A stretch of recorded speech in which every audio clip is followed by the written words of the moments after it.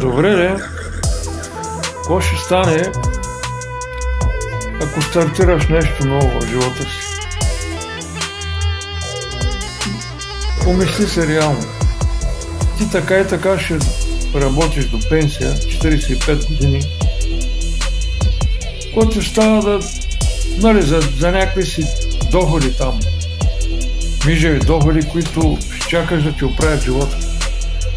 Няма как да ти оправят живота тия доходи. 1000 и кусур лева няма как да ти оправят нещата в живота.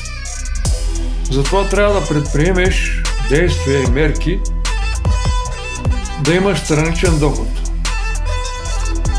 Страничният доход, който можеш да си го изкараш изцяло онлайн, работейки по 2-3 часа на ден.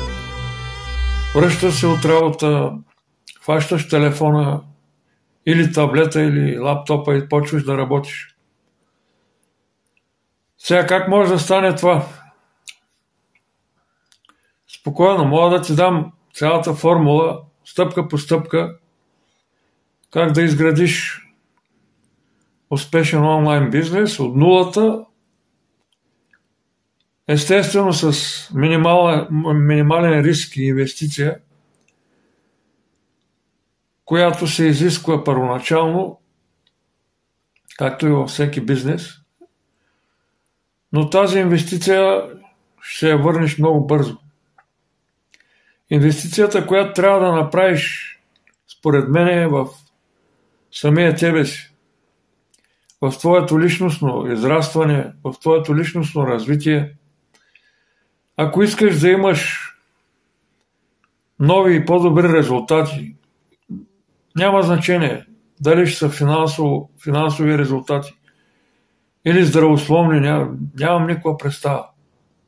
Трябва да предприемеш нови действия за това. Не можеш с едни и същи действия да очакваш да имаш различни резултати. Това противоречи на всякакви закони на физиката, на човечеството, на Вселената, да кажем. Затова, ако искаш, ако си мотивиран да работиш изцяло онлайн, да отделяш по 2-3 часа на ден, то пиши в коментарите, за да ти дам повече информация.